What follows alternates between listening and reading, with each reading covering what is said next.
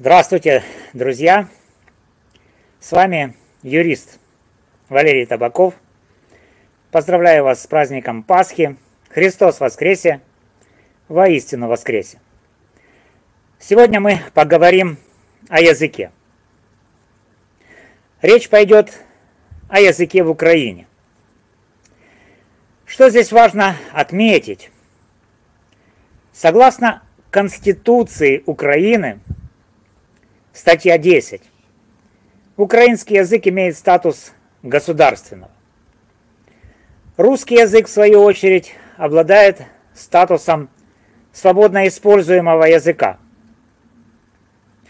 В то же время, согласно статье 20 Конституции, основным элементом герба Украины является знак княжеской державы Владимира Великого. В этом контексте возникает противоречие между указанными статьями. Знак княжеской державы Владимира Великого – это трезубец. Одним из атрибутов власти Владимира Великого были монеты – серебряные и золотые, известные как сребреники и златники. Эти монеты широко представлены в музейных экспозициях, в том числе в Эрмитаже. Что важно подчеркнуть? На этих монетах изображен не только трезубец Владимира Великого, но и надпись, которая говорит о многом. Что же написано на этих монетах, являвшихся атрибутом государственной власти правителя Киевской Руси? Надпись гласит: «Владимир на столе, а се его сребро». Друзья, на каком языке сделана эта надпись? Мы сейчас не говорим о трезубце как символе, хотя и здесь есть свои нюансы.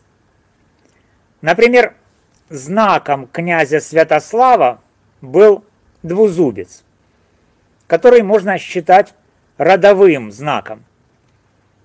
Этот знак связан с родом Дула, болгарским родом, из которого произошел хан Кубрат, лидер Великой Болгарии, первого христианского государства, основанного на территории современной Украины.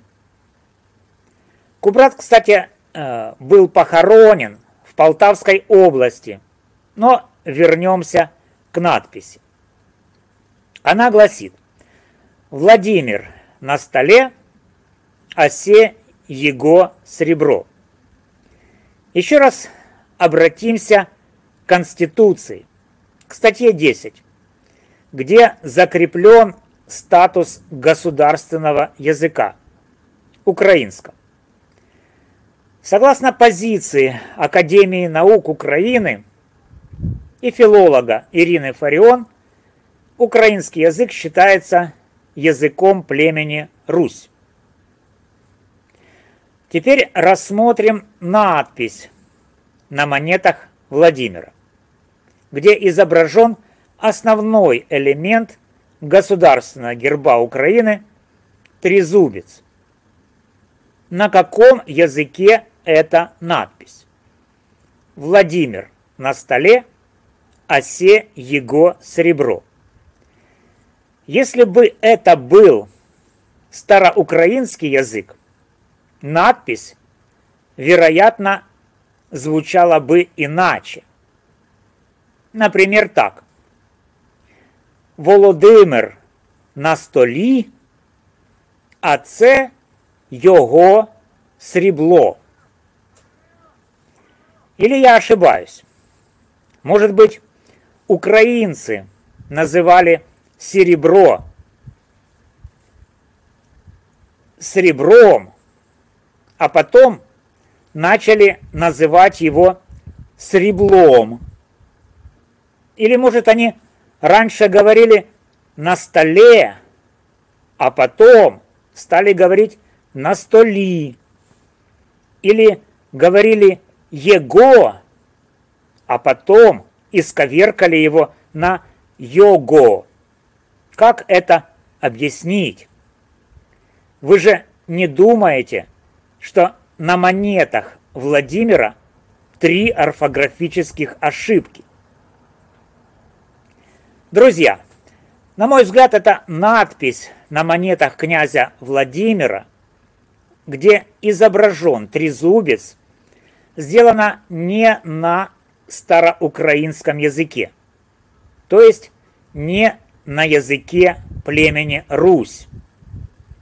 Она выполнена на староболгарском или церковно-славянском языке, который использовался в Киевском княжестве.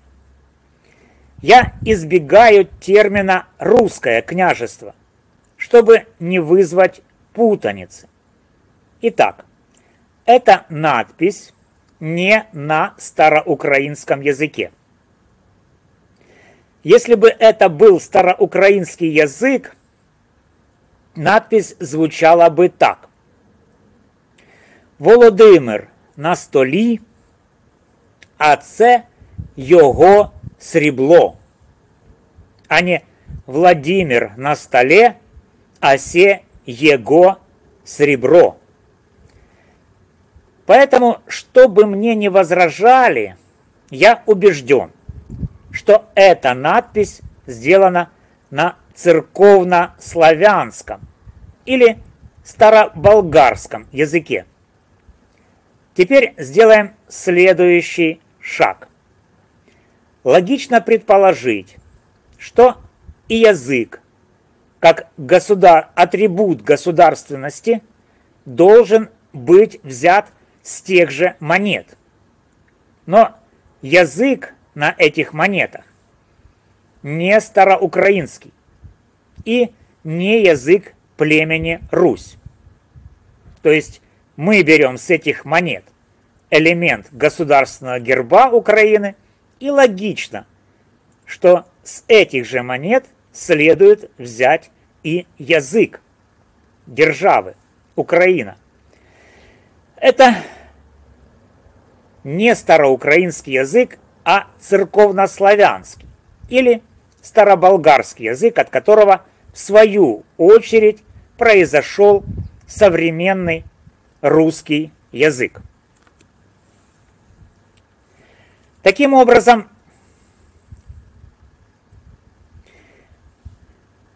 я утверждаю,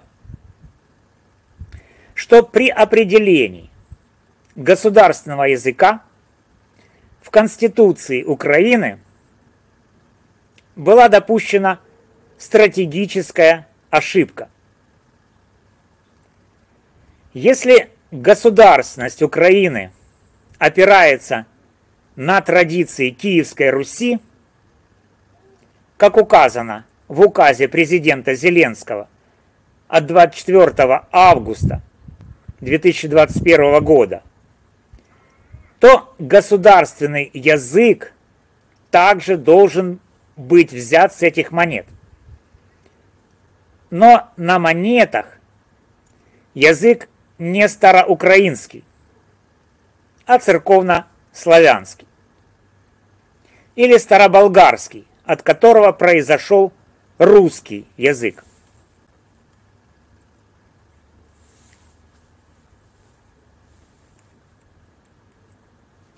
Разберем подробнее. Фраза «Владимир на столе» означает «Владимир на престоле». Слово «стол» в болгарском языке означает «престол» или «трон», а не «стол» в современном понимании. В болгарском языке стол – это масса, стол для еды, а стул или престол – это стол. Таким образом, Владимир на столе переводится как Владимир на престоле. Слово «сребро» также отличается от украинского «сребло», что подчеркивает различие языков.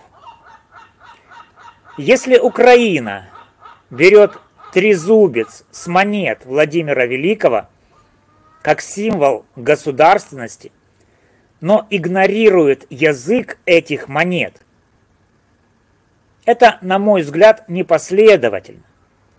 Друзья, если вы стремитесь к исторической и государственной последовательности, то язык Украины должен быть взят с тех же монет. Откуда взят герб? Вы взяли трезубец с монет Владимира. Но почему вы не взяли язык, который там используется? Поэтому я считаю, что как минимум одним из государственных языков Украины должен быть язык, происходящий от церковнославянского, то есть русский язык. Украинский язык как наследник староукраинского языка и языка племени Русь, безусловно, также может быть государственным. Вопрос о том, какой из языков должен быть первым или вторым, в данном случае второстепенен. Но важно, чтобы историческая и государственная самоидентификация украинцев учитывала этот факт. Если герб Украины трезубец взят с монет князя Владимира, то и язык, используемый на этих монетах, должен быть учтен. А этот язык церковно-славянский или староболгарский, от которого произошел русский язык. Таким образом, русский язык в Украине имеет все основания претендовать на статус государственного наравне с украинским. Вот об этом, друзья, я и хотел сегодня с вами поговорить. Христос воскресе! С вами был юрист Валерий Табаков. До новых встреч!